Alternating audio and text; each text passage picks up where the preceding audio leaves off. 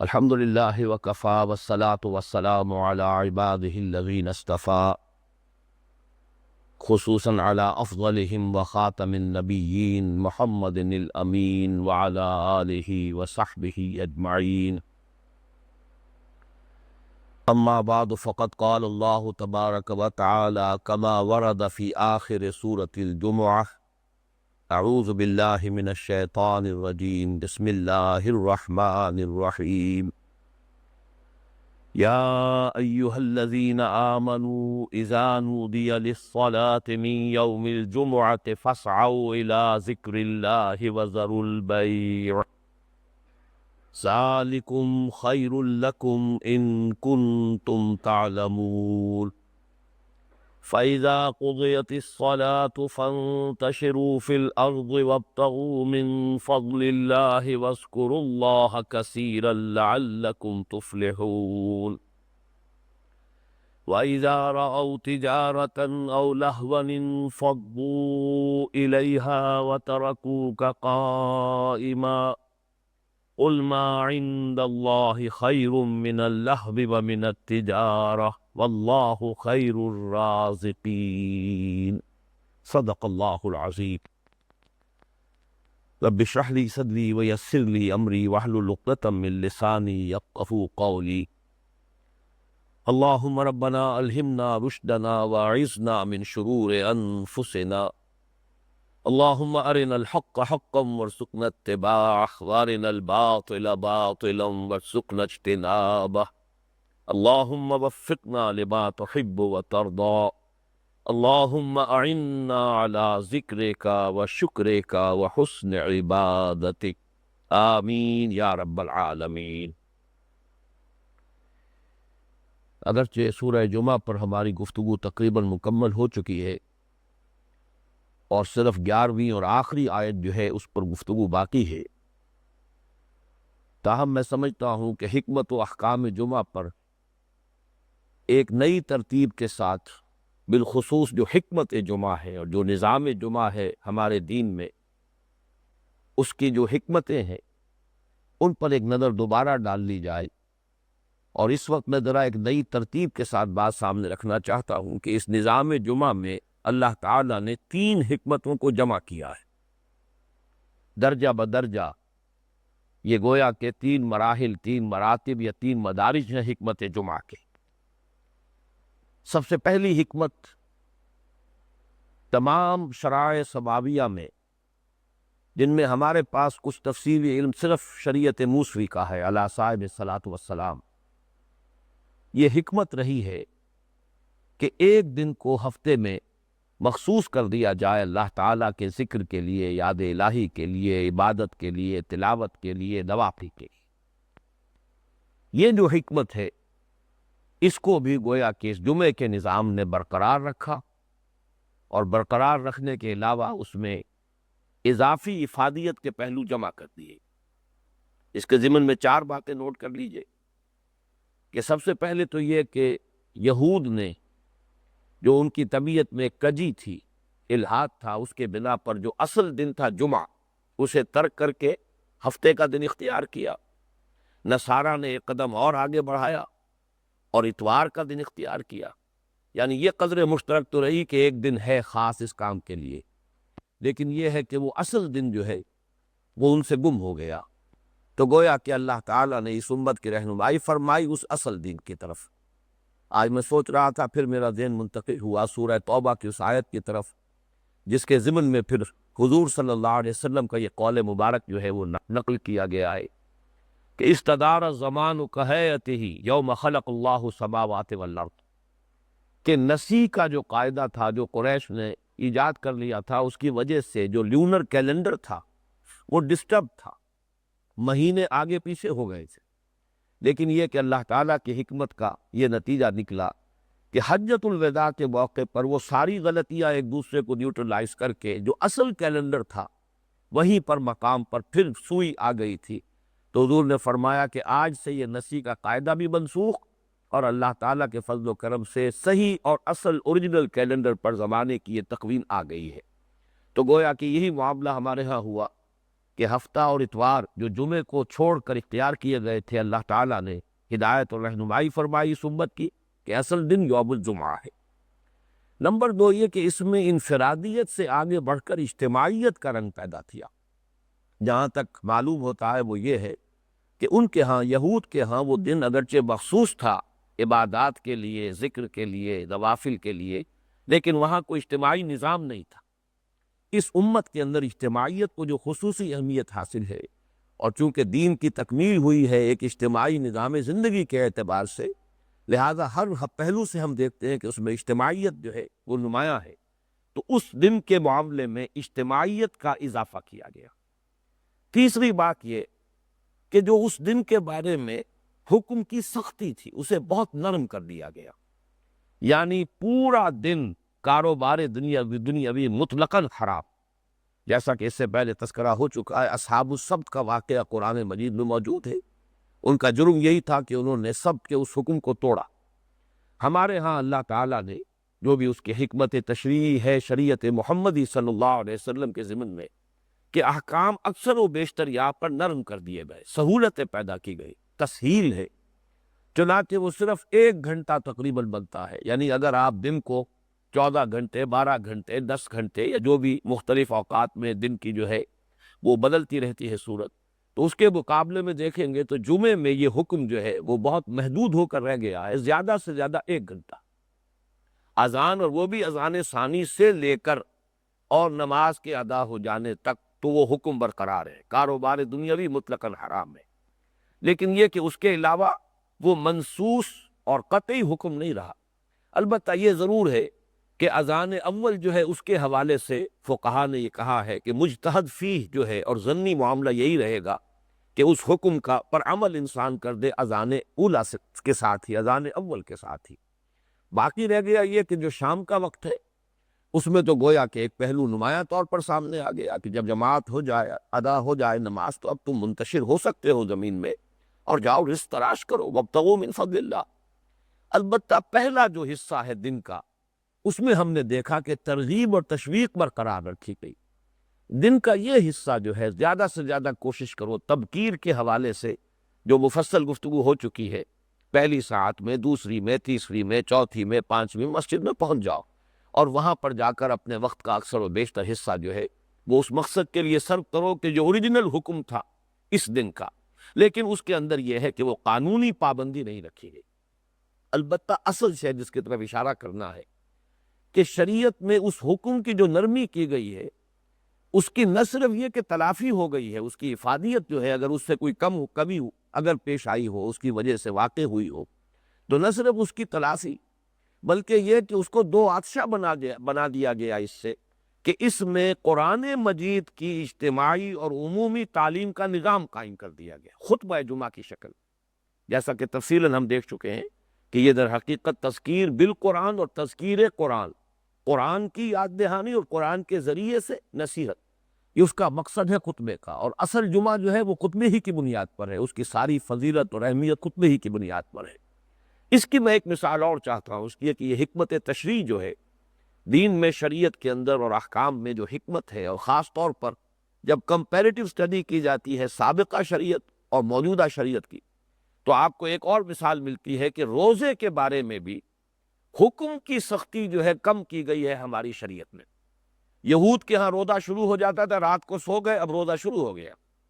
کوئی سحری نہیں، اب دوبارہ اٹھ کر کچھ کھانے پینے کی اجازت نہیں، جیسے آدمی سو گیا روزہ شروع ہو گیا، اب اگلی شام تک روزہ چلے گا۔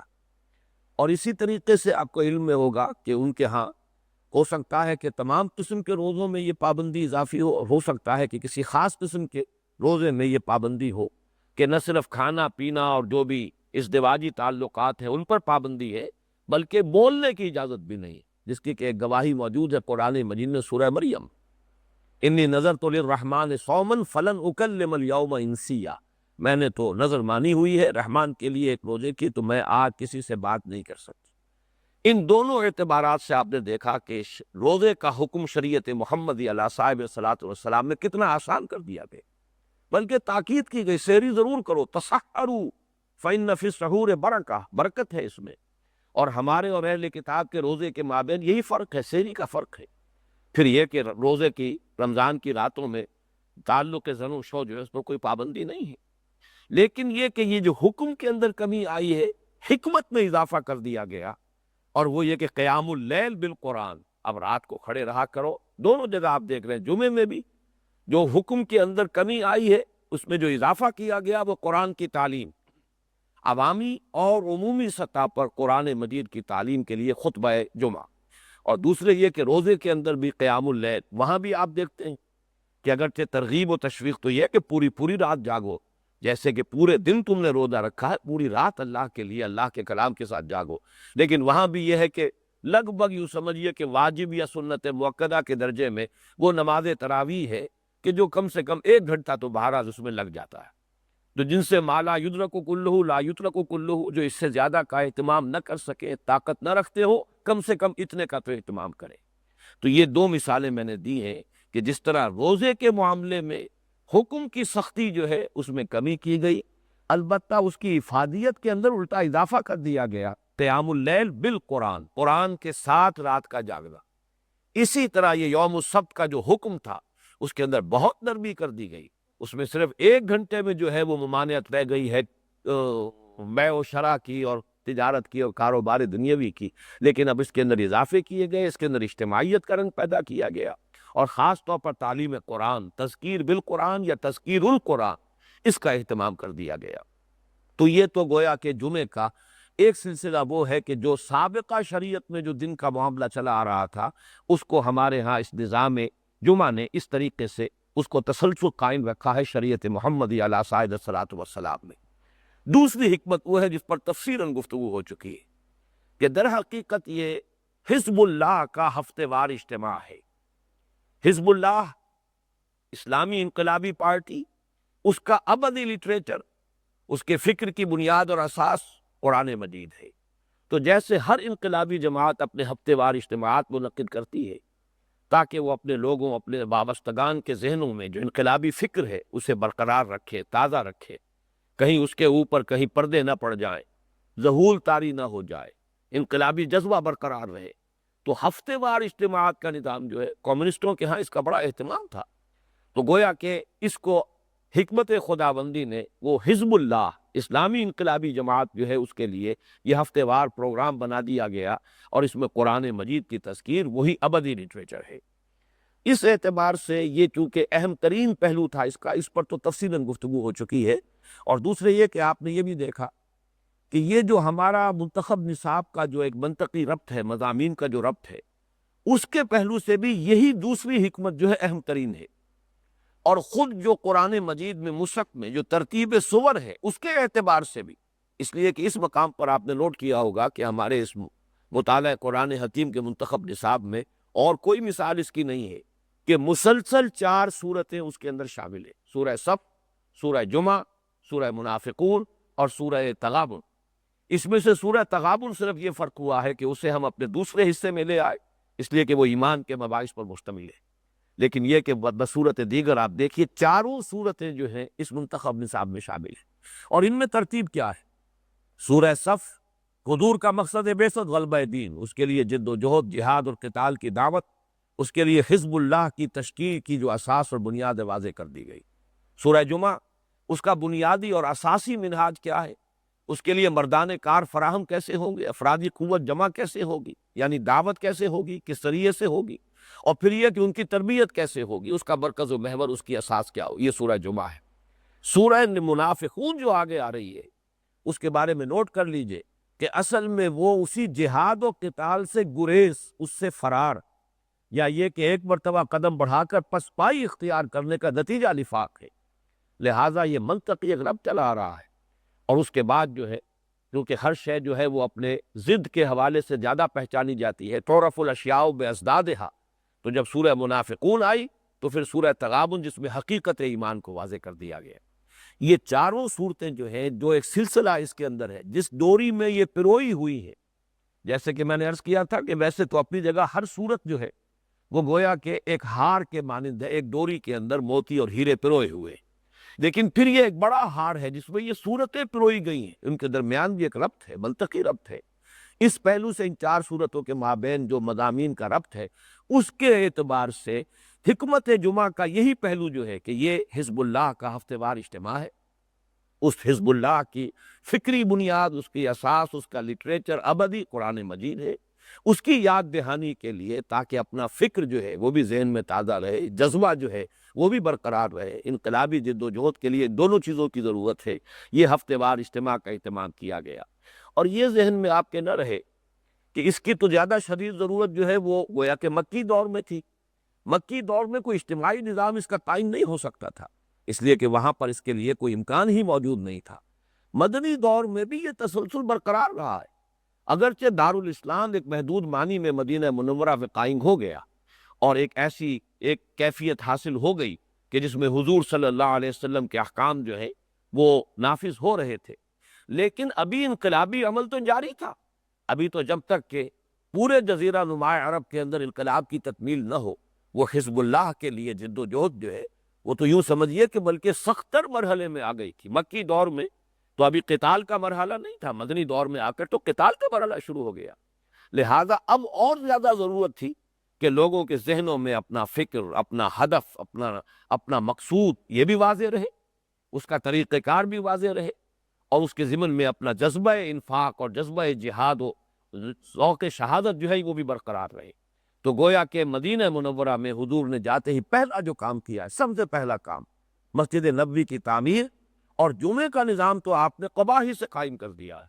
قباء سے جب آپ روانہ ہوئے ہیں اصل مدینے کی بستی تک، اب تو قباء بھی مدینے ہی میں شامل ہے، ورنہ یہ کہ یہ 3-4 میل کا فصل تھا حضور کے زمانے میں۔ مدینہ چھوٹی سی بستی تھی اور قباء جو ہے تقریباً 4 میل کے فاصلے پر تھا۔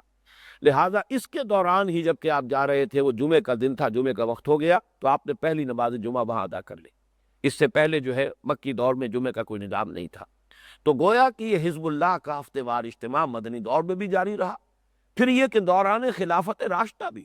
وہی انقلابی عمل ابھی آگے چل رہا ہے، وہی جہاد اور قتال۔ ہر وقت جو ہے مطالبہ ہے لوگوں سے کہ آؤ اللہ کی راہ میں نکلو،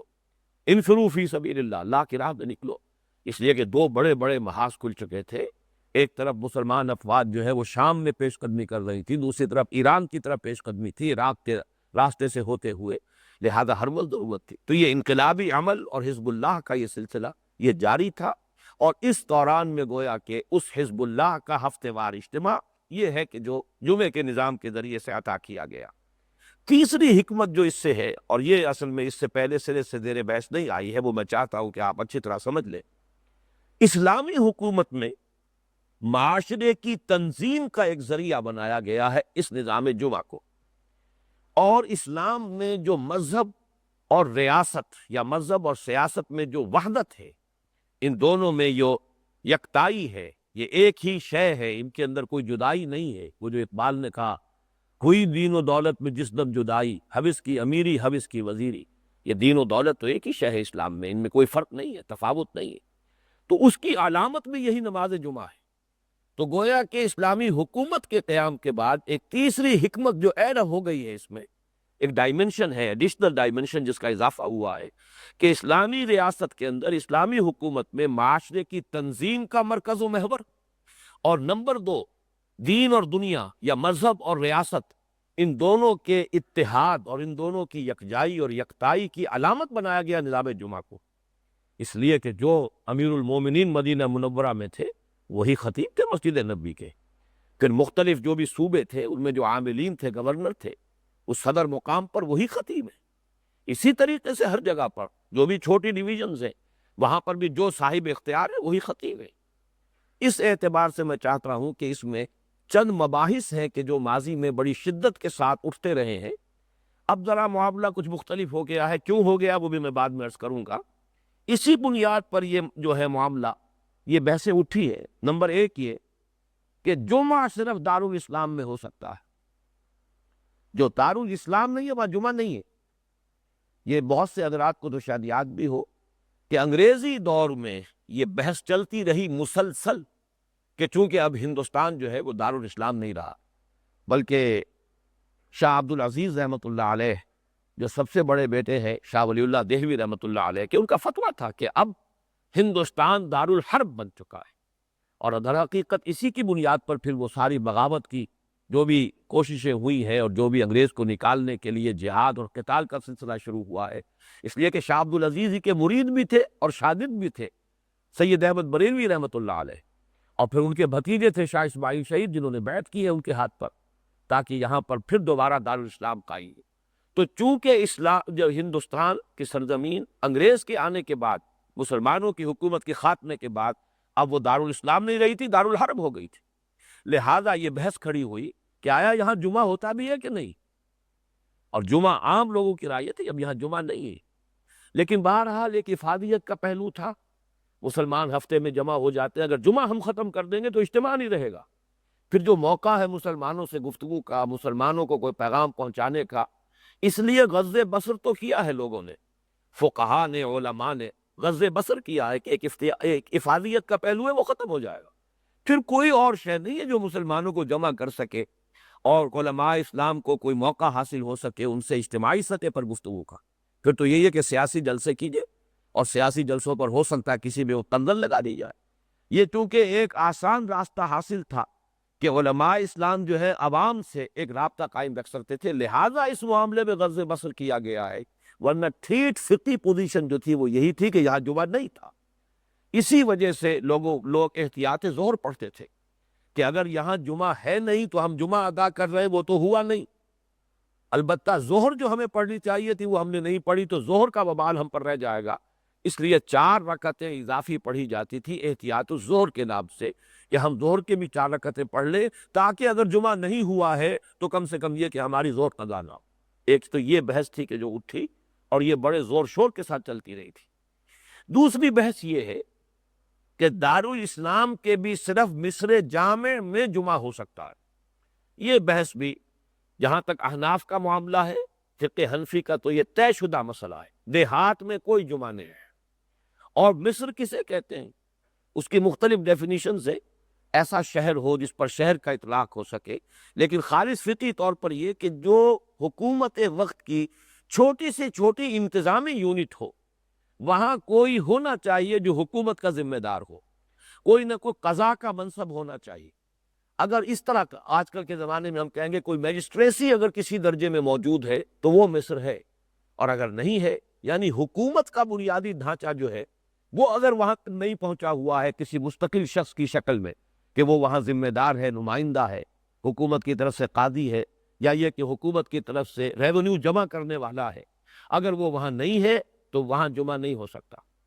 یہ ہمارے ہاں خاص طور پر اہل حدیث حضرات نے یہ سلسلہ شروع کیا تھا کہ دیہات میں بھی، اس کا بھی سبب یہی تھا کہ دعوت و تبلیغ کا ذریعہ اس سے بہتر، اس سے آسان کوئی ممکن نہیں، جمعے کے نام پر تو لوگ جمع ہو جائیں گے، باقی اگر آپ لاکھ جتن کریں کہاں لوگ آئیں گے؟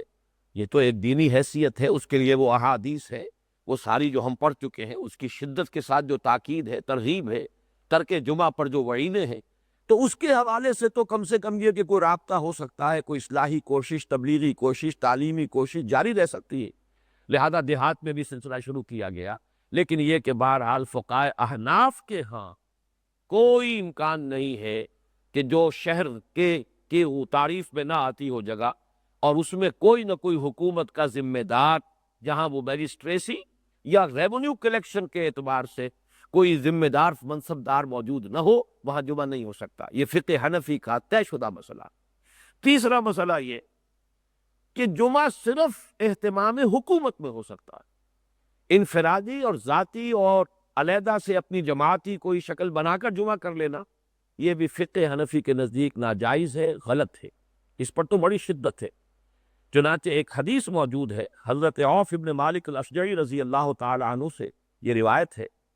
وہ فرماتے ہیں سمعت رسول اللہ صلی اللہ علیہ وسلم یقول لا یقص الا امیر او مامور او مختال، ہرگز خطاب نہ کرے، خطبہ نہ دے، واعظ و نصیحت نہ کرے سوائے امیر کے۔ اب امیر یا تو صوبے کا گورنر ہے وہ امیر ہے، کسی شہر کا عامل ہے وہ امیر ہے، اور مدینے میں امیر المومنین ہے وہ امیر ہے، او معمور یا اس امیر کا معمور کردہ کوئی شخص، اس کا ذمہ دار ہے، اس کا نمائندہ ہے، اس کا معین کردہ کوئی شخص ہے،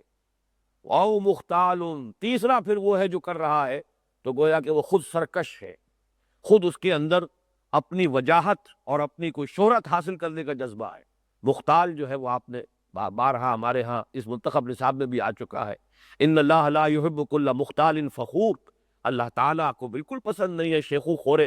شیخی خورے اور غرور کرنے والے، اکڑنے والے۔ تو یہ تو گویا کہ ایک شخص جو ہے کو اپنی بساط جمانا چاہتا ہے، اپنی لیڈری، اپنے آپ کو نمایاں کرنا، یا یہ کہ وہ ذریعہ بنانا چاہتا ہے کوئی پیسے لوگوں سے اینٹنے کا۔ یہ ہے تین چیزیں کہ فرمایا لا یقص الا امیر او معبون او مختار۔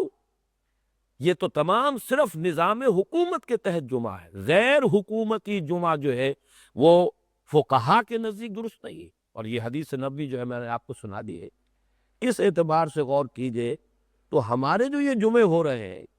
حقیقت میں یہ وہ جمعے ہے ہی نہیں۔ وہ جمعہ جس کے بارے میں یہ اہتمام اور یہ شد و مد اور یہ تاکید اور اس کی وہ فضیلت اور اس کو ترک کرنے کی وہ مذمت اور اس پر وہ وعید جو ہم پڑھ چکے ہیں، گزشتہ 4 نشستوں میں وہ باتیں سامنے آ چکی ہیں۔ لیکن یہ ہے کہ یہ جمعے وہ جمعے نہیں ہے۔ زیادہ سے زیادہ ہم یہ کہہ سکتے ہیں کہ یہ شبہ جمعہ ہے، جمعے کی ایک مشابہت ہے اس کے اندر، اور اس میں وہ حکمت وہی ہے کہ اب اس دور کے اندر اگر اس کو بھی ترک کر دیا جائے، یہ نہ رکھے جائیں، تو پھر یہ ہے کہ کوئی ڈھانچہ سرے سے برقرار ہی نہیں رہے گا، کوئی لوگوں تک پہنچنے کا اور کسی بات کے پہنچانے کا ذریعہ جو ہے علماء کو اور جو بھی دینی رہنما انہیں حاصل نہیں رہے گا۔ اس لیے اس منفعت اور افادیت کے پیش نظر غض بصر کا لفظ استعمال کر رہا ہوں میں، اس لیے کہ میرے سامنے اس وقت ایک شخصیت ہے جو ہمارے ہاں بھی کچھ عرصے آتا جنہوں نے قیام کیا تھا، عبداللہ سالم المسدوسی۔ ان کا انتقال ہو گیا حیدرآباد دکن میں، چونکہ بہت سے عرب آ کے آباد ہوئے، اب بھی آباد ہیں اگرچہ بہت سے اب واپس چلے گئے، خاص طور پر متحدہ عرب امارات نے انہیں واپس بلایا ہے اور انہیں علیحدہ بستیاں جو ہیں آباد کر کے دی ہیں، مکان بنا کر دی ہیں کہ واپس آ جائیں۔ وہ اپنی چونکہ آبادی بڑھانا چاہتے ہیں، لیکن وہ چاہتے ہیں کہ وہی جو عرب یہاں سے گئے تھے وہی آ جائیں۔ بہرحال وہ سالم مسدوسی صاحب، انہوں نے پورے ہندوستان میں بڑے بڑے علماء کا ملاقاتیں کر کے، دورہ کر کے، اور ان کو قائل کیا کہ واقعتاً یہ جمعے جو اس وقت ہو رہے ہیں یہ شریعت کے عمومی طور پر کہہ لیجئے اور خاص طور پر فقہ حنفی کا تو یہ تقاضا نہیں ہے، اس کے اعتبار سے تو یہ گویا کہ یہ صحیح نہیں ہو رہے۔ لیکن یہ کہ پھر علماء نے یہی کہا کہ آپ اس معاملے میں مصلحت کو پیش نظر رکھیں، وہ بڑے ڈٹے ہوئے تھے اپنے اس موقع پر۔ اسی طرح بہت سے حضرات کو شاید یاد آ جائے، ہمارے شہر میں بھی، اس لاہور میں ایک دیوانہ سا شخص ہوتا تھا، وہ اپنے گردن میں ایک بڑا سا جو ہے اشتہار ڈال کے کھڑا ہوتا تھا، اور وہ جمعے کے بعد ہماری مسجد دارالسلام کے باہر بھی بضع اوقات جو ہے وہ نعرے مارا کرتا تھا، یہ سب غلط ہے، یہ حرام جمعے ہیں جو ہو رہے ہیں، اس لیے کہ یہ جمعے تو انفرادی جمعے ہیں، لوگوں نے پرائیویٹلی جمعوں کا اہتمام کیا ہوا ہے، کوئی حکومت کی طرف سے مقرر کردہ نہیں ہے۔ تو خالص فقہی حیثیت تو وہی ہے کہ اصل جمعہ وہی ہے جو دارالاسلام میں ہو، نمبر 1 اسلامی ریاست ہو اور دارالاسلام ہو جمعہ اس میں۔ نمبر 2 یہ کہ اس کے بھی صرف مصر جامع کے اندر، تاکہ ایک مرکزیت رہے، جیسا کہ میں کل وہ حدیث آپ کو سنا چکا ہوں کہ ہر اس شخص کے ذمے ہے جمعے کے لیے حاضر ہونا، دیہات کے شخص کے لیے، کہ جس کی مسافت اتنی ہو کہ وہ صبح گھر سے نکلے اور مصر جامع میں جا کر جمعہ ادا کرے اور پھر شام تک اپنے گھر واپس پہنچ جائے۔ اس کو وہیں جانا چاہیے، یہ نہیں کہ 1.5 انچ کی مسجد جو ہے ہر گاؤں کے اندر جمعہ ہو رہا ہو۔ لیکن اس وقت جو شکل ہے وہ تو یہ ہے کہ ایک ایک گلی میں کئی کئی جمعے ہو رہے ہیں، تو یہ در حقیقت جمعے کی وہ شکل نہیں ہے جیسا کہ میں نے عرض کیا۔ البتہ اس میں افادیت ہے، اس میں ایک بھلائی کا پہلو موجود ہے، لہذا اس کی اس طرح سے مذمت تو نہیں کرنی چاہیے، لیکن ایک پیاس رہنی چاہیے کہ یہ جمعہ وہ جمعہ نہیں ہے۔ وہ جو اقبال نے کہا کہ رہ گئی رسم ازاں روح بلالی نہ رہی اور فلسفہ رہ گیا تلقین غزالی نہ رہی، یہ در حقیقت اسی طرح کی شے ہے۔ اور جو اقبال نے پپٹی چست کی ہے کہ قوم کیا چیز ہے، قوموں کی امامت کیا، اس کو کیا سمجھے یہ بیچارے 2 رکعت کے امام، تو 2 رکعت کے امام ہے جو جمعہ پڑھا رہے ہیں، لیکن یہ کہ یہ حقیقت میں نہ جمعہ وہ جمعہ ہے کہ جو دین چاہتا ہے اور اسلام کے اس نظام کے اندر جس کی اہمیت وہ ہے جو ہم دیکھ چکے ہیں، تو وہ جمعہ جو ہے اصل میں مجھے اتفاق ہے اس کے ساتھ کہ وہ صرف دارالاسلام میں ہوتا ہے۔ نمبر 2 دارالاسلام کے بھی مصر جامع میں ہوتا ہے۔ نمبر 3 اس میں خطیب صرف حکومت کا کوئی ذمہ دار شخص ہوگا یا حکومت کی طرف سے نامزد کوئی شخص ہوگا۔ یہ اسلامی ریاست جمعے کی 3 شرائط ہے جو میں نے آپ کے سامنے بیان کر دی۔ بہرحال اس میں جو شکل ہے اس میں یہ کہ گندم اگر بہم نشوت بز غنیمت است، جو بھی کچھ ہو رہا ہے کچھ نہ کچھ جزوی خیر ہے، کوئی بھلائی ہے، کچھ نہ کوئی ذریعہ بنا ہے لوگوں تک بات کو پہنچانے کا، اسی درجے میں ہم بھی اس کی پابندی کر رہے ہیں اور لے کر چل رہے ہیں کسی نہ کسی درجے میں، تو بہرحال فائدہ ہے۔ ما لا یدرک کلہ لا یترک کلہ۔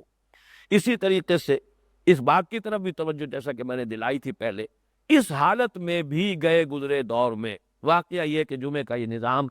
کافی ایک بڑی علامت ہے مسلمانوں کے اندر اس اجتماعیت کی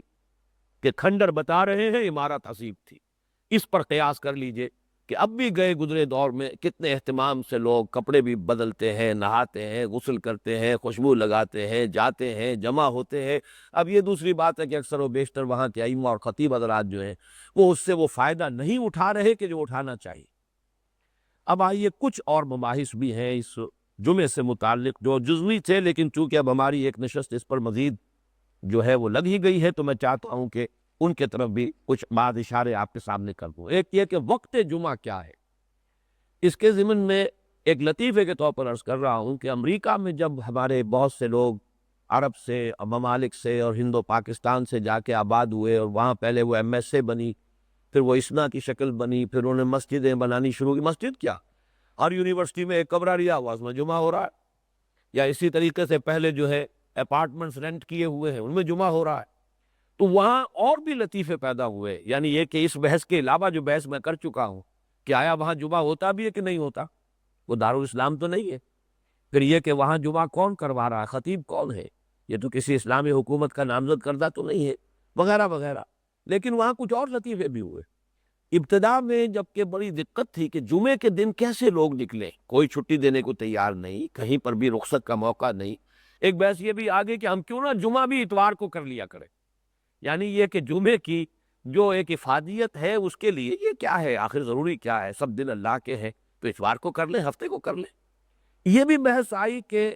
جمعے کا وقت جو ہے زوال سے قبل بھی ہے، کہیں کوئی ریموٹ روایت بھی موجود ہے، لیکن یہ کہ بالاتفاق یہ سمجھ لیجئے کہ جمعے کا وقت جو ہے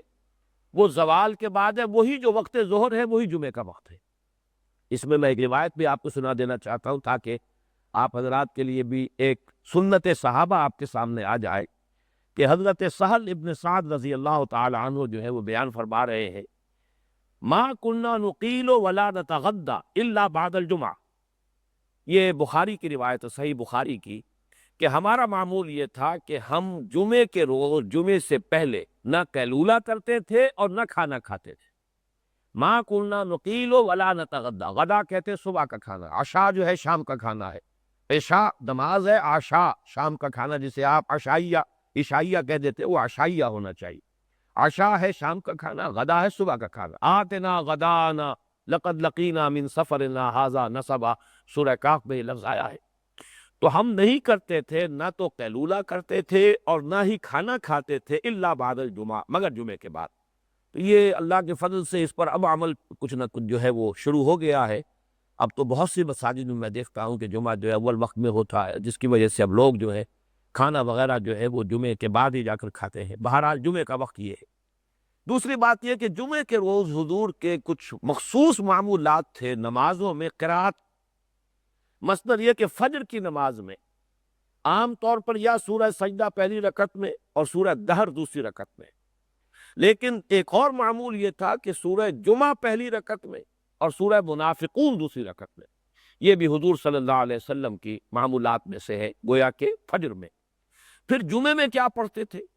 جمعے میں بھی سورہ جمعہ پہلی رکعت میں اور سورہ منافقون دوسری رکعت میں، یہ حضور کے معمولات میں شامل ہے۔ یہ مسلم شریف میں روایت ہے، ترمذی میں ہے، ابو داؤد میں حضرت ابو ہریرہ سے رضی اللہ تعالی عنہ۔ لیکن ایک دوسری روایت میں یہ بھی ہے کہ سورۃ الاعلیٰ اور سورۃ الغاشیہ آپ پڑھا کرتے تھے۔ تیسری بات یہ کہ خطبے میں آپ جو قرآن مجید پڑھا کرتے تھے تو کسی اور سورت کی روایت تو نہیں ملی ہے، لیکن جیسا کہ میں نے آپ کو پہلے بتایا تھا اور میں نے اس وقت یہ عرض کیا تھا کہ خطبے میں آپ کا معمول قرآن مجید پڑھنے کا تھا۔ اور قرآن کتنا پڑھتے تھے آپ؟ سورہ کہف کے بارے میں روایت ہے کہ آپ نے پوری خطبے میں پڑھی، میں آج وہ روایت آپ کو سنا دینا چاہتا ہوں۔ اس کی راویہ ہیں ام ہشام بنت حارثہ بن نعمان رضی اللہ تعالی عنہا۔ وہ فرماتی ہے اخذت قاف والقرآن المجید من رسول اللہ یقرأ بها علی المنبر فی کل جمعۃ۔ یہ مسلم شریف کی بھی روایت ہے، ابو داؤد کی بھی روایت ہے کہ وہ فرماتی ہے کہ میں نے جو یاد کی ہے سورہ قاف والقرآن المجید یہ حضور سے یاد کی ہے، حضور سے سن کر یاد کی، اس لیے کہ حضور ہر جمعے میں سورہ کاف پڑھتے تھے۔ یہاں تو اس درجے جو ہے اس کے عموم کی بات آ رہی ہے، اور ایک دوسرے روایت پہ الفاظ یہ ہے کہ ما اخذت قاف والقرآن المجید الا عن لسان رسول اللہ صلی اللہ علیہ وسلم یقرأ بها علی المنبر فی کل جمعۃ، کہ میں نے جو یاد کی ہے سورہ قاف وہ حضور کی زبان مبارک سے براہ راست سن کر یاد کی ہے، اس لیے کہ آپ کا یہ معمول تھا کہ آپ منبر پر ہر جمعے میں یہ سورہ قاف پڑھا کرتے تھے۔ اب جیسا کہ میں اس سے پہلے عرض کر چکا ہوں کہ وہاں یہ خطبہ صحیح درجے کا خطبہ تھا، اس لیے کہ قرآن مجید کا تو اسلوب ہی خطبے کا ہے، یہ تو بارہا ہمارے ہاں زیر بحث آ چکی ہے بات، لیکن یہ کہ چونکہ زبان عربی تھی، لوگوں کی مادری زبان تھی، تو قرآن مجید کی محض تلاوت بھی ایک خطبہ تھا، اس لیے کہ اسی میں تذکیر بھی ہو رہی ہے، اسی میں فکر بھی آ رہا ہے، اس میں ایمانی مباحث تازہ ہو رہے ہیں، انہی میں اخلاق فاضلہ کی تلقین و تعلیم ہو رہی ہے، جو کچھ مراد ہے، مطلوب ہے، وہ تو سب کا سب قرآن مجید کے ذریعے سے حاصل ہو رہا ہے۔ لہذا ایک خطیب اگر کھڑا ہو کر صرف قرآن پڑھ دیتا ہے، اس کے علاوہ کچھ اور اضافہ جو بھی وقتی ضرورت ہو، تو گویا کہ وہ خطبے کا حق ادا ہو گیا۔ لیکن ہمارے ہاں چونکہ شکل یہ ہے کہ وہ مسنون خطبے میں جو الفاظ حضور ہر خطبے میں پڑھا کرتے تھے، چاہے وہ خطبہ جمعہ ہو، خطبہ عیدین ہو، یا کوئی اور خطبہ ہو، تو اس کے جو الفاظ آتے ہیں وہ ہم صرف جو ہے وہ عربی کے اندر پڑھ دیتے ہیں، لیکن اس کا تو کسی کو کچھ سمجھ میں نہیں آتا، تو اس کی تلافی کرنے کے لیے وہ ہم نے جو اردو تقاریر شروع کی ہیں، لیکن جیسا کہ میں نے عرض کیا اب مرثیہ بار بار کیا کرنا ہے کہ ان تقریروں میں اور سب کچھ ہوتا ہے، قرآن نہیں ہوتا۔ لیکن ان میں ایک نکتہ جو نوٹ کیجئے وہ یہ ہے کہ سورۃ الاعلیٰ اور سورۃ الغاشیہ جو آپ جمعے میں پڑھا کرتے تھے، تو اس میں کیا حکمت کیا ہے؟ دونوں میں یہ لفظ موجود ہے فذکر، اے نبی آپ تذکیر کرتے رہیے، فذکر ان نفعت الذکریٰ سیذکر من یخشی ویتجنبها الاشقی الذی یصلی النار الکبریٰ ثم لا یموت ولا یحییٰ فیہا ولا یحییٰ۔ تو یہ حکم جو ہے آپ تذکیر کیجیے، اور اس نے یہ کہ فذکر بالقرآن، یہ فذکر انما انت مذکر لست علیہم بمسیطر الا من تولی وکفر فیعذبہ اللہ العذاب الاکبر، کیونکہ دونوں صورتوں میں تذکیر کا حکم ہے، اور تذکیر جو ہے خطبے کا مقصد ہے۔ کان صلی اللہ علیہ وسلم یقرأ القرآن ویذکر الناس، اسی مناسبت سے آپ نے جمعے کی نماز میں بھی پہلی رکعت میں سورۃ الاعلیٰ اور دوسری میں سورہ غاشیہ کا انتخاب فرمایا، اور دوسرا جو ہے آپ کا معمول کہ یا آپ نے یا پھر یہ کہ سورہ جمعہ اور سورہ منافقون کی تلاوت کی ہے نماز کے اندر، وہ تو آج خود ظاہر ہے کہ چونکہ جمعے کی نماز ہے، سورہ جمعہ اس میں پڑھی جا رہی ہے، اور سورہ جمعہ کے ساتھ منافقون جو ہے جس طرح جڑی ہوئی ہے وہ میں ابھی بعد میں عرض کروں گا، تو گویا کہ آپ نے ان دو جوڑوں کو جمع کرنے والی صورتیں جو ہے ان کا انتخاب کیا ہے۔ پہلا جوڑا ہے سورہ صف اور سورہ جمعہ، دوسرا جوڑا ہے سورہ منافقون اور سورہ تغابن، لیکن ان دونوں جوڑوں کو انٹرلاک کرنے والی بات جو ہے وہ سورہ جمعہ کی آخری آیت اور سورہ منافقون کی پہلی آیت ہے، جس نے کہ ان دونوں کو جمع کر دیا، اس کا ذکر میں بعد میں کروں گا۔ پھر یہ کہ سورہ قاف آپ پڑھتے تھے، اور کس قدر یہ کیفیت والی بات ہوتی ہوگی کہ سورہ قاف ختم ہوتی ہے فذکر بالقرآن من یخاف وعید، اور اسی پر گویا کہ آپ کا خطبہ ختم ہو جاتا ہوگا۔ تو تذکیر کا حکم جو ہے ان صورتوں میں وہ گویا کہ قدر مشترک کے طور پر ہے، جن کو بھی آپ نے منتخب کیا ہے ان نمازوں کے اندر تلاوت کے لیے۔ اب یہ کہ آخری آیت جو ہے سورہ مبارکہ کی، اس کی طرف توجہ کیجئے۔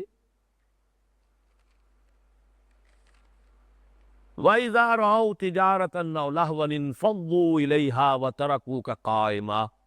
قُلْ مَا عِندَ اللَّهِ خَيْرٌ مِّنَ اللَّهْوِ وَمِنَ التِّجَارَةِ وَاللَّهُ خَيْرُ الرَّازِقِينَ۔ جب انہوں نے دیکھا ایک کاروبار، ایک سودا گویا کہ منفعت بخش، او لہون، یا یہ کہ کوئی دلچسپی، کوئی تفریح کی شے،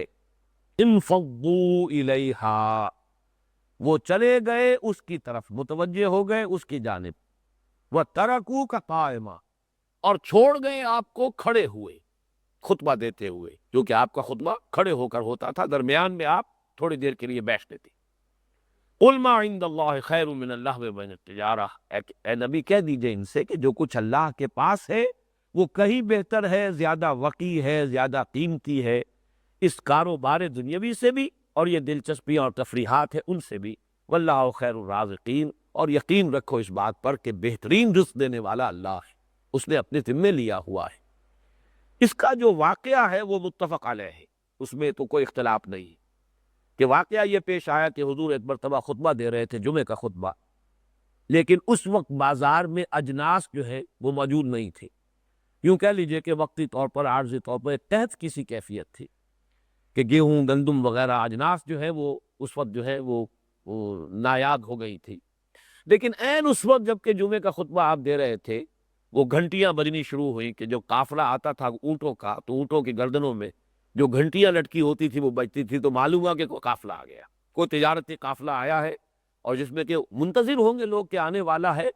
جو سکیرسٹی ہے، جو بھی کمیابی ہے، وہ جلدی ہی کوئی اطلاع ہوگی کہ کوئی قافلہ آ رہا ہے کہ جو اجناس لے کر شام سے آ رہا ہے. تو جب اطلاع ہوئی کہ وہ آ گیا، اب ہر شخص کو فکر دامنگیر ہوتی ہے کہ کہیں ایسا نہ ہو کہ دوسرے لوگ ہی لے جائیں اور میں رہ جاؤں. لہٰذا وہ ایک عمومی طور پر لوگوں کا ایک رجحان ہوا کہ حضور کو خطبہ دیتے ہوئے چھوڑ کر وہ لوگ چلے گئے وہ گندم خریدنے کے لیے، اپنی ضرورت پوری کرنے کے لیے. اس پر یہ گرفت آئی ہے وَإِذَا رَأَوْا تِجَارَةً أَوْ لَهْوًا انفَضُّوا إِلَيْهَا. لیکن یہاں پہ تجارت کے ساتھ لہو کو بھی شامل کر دیا. یہ قرآن کی ابدیت کی ایک نشانی ہے، بہت بڑا ثبوت ہے. آج ہمارے زمانے میں وہ لہو جو ہے وہ سب سے بڑا سبب بن گیا ہے. وہ کرکٹ کا میچ ہو یا اور اس قسم کی مشغولیتیں ہو، وہ ہے کہ جو جمعے سے لوگوں کو غافل کرنے کا سب سے بڑا ذریعہ بن گئی. میں سمجھتا ہوں کہ اس وقت کا جو واقعہ تھا وہ صرف وہ کاروبار والا معاملہ تھا، یا وہ بھی اجناس کی کمی جو ہے اس کی بنا پر اس میں ایک شدت کی کیفیت پیدا ہو گئی تھی. لیکن قرآن نے یہاں وہ لفظ بھی ایڈ کر دیا ہے تاکہ گمبھیر ہو جائے، مضمون کا احاطہ ہو جائے، ہر اعتبار سے جو ہے بات مکمل ہو جائے. وَإِذَا رَأَوْا تِجَارَةً أَوْ لَهْوًا انفَضُّوا إِلَيْهَا وَتَرَكُوكَ قَائِمًا. یہ واقعہ پیش آیا ہے کہ جب انہوں نے دیکھا ایک کاروبار دنیاوی منفعت بخش کوئی سودا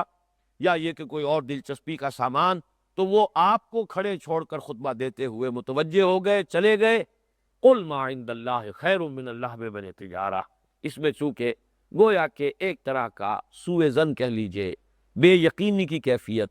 کہ شاید اللہ تعالی ہماری ضرورت پوری کرنے پر قادر نہیں، معاذ اللہ ثم معاذ اللہ. ہم توقف کریں، وقت پر جائیں، اللہ کے حوالے کریں معاملے کو. وہ بہتر رازق ہے، ہماری ضروریات کا ہم سے بہتر جاننے والا ہے. اس کی بجائے انہوں نے یہ شکل اختیار کی ہے. لہذا اے نبی ان کو یاد دہانی کرا دیجئے، قُلْ مَا عِندَ اللَّهِ خَيْرٌ مِّنَ اللَّهْوِ وَمِنَ التِّجَارَةِ. اللہ کے پاس جو اجر و ثواب ہے اس جمعے کا اور اس خطبے کو پورے اطمینان کے ساتھ سننے کا، وہ کہیں بڑھ کر ہے اس کاروبار دنیاوی سے اور اس دلچسپیوں سے یا تفریحات سے. واللہ خیر الرازقین. اور یقین کرو کہ اللہ بہترین رزق دینے والا ہے. اس میں اس واقعے کی جو توجیہ ہے اس میں مختلف آراء موجود ہیں. مثلا ایک بات تو سامنے ہے کہ مغالطہ تھا لوگوں کو کہ نماز جو ہے، اصل جمعہ جو ہے وہ نماز ہے. آج بھی ہمارے ہاں لوگوں کو اصل تصور یہی ہے، خطبے کی اہمیت نہیں، بلکہ ساری جو ہے اہمیت لوگوں کے سامنے نماز جمعہ ہے.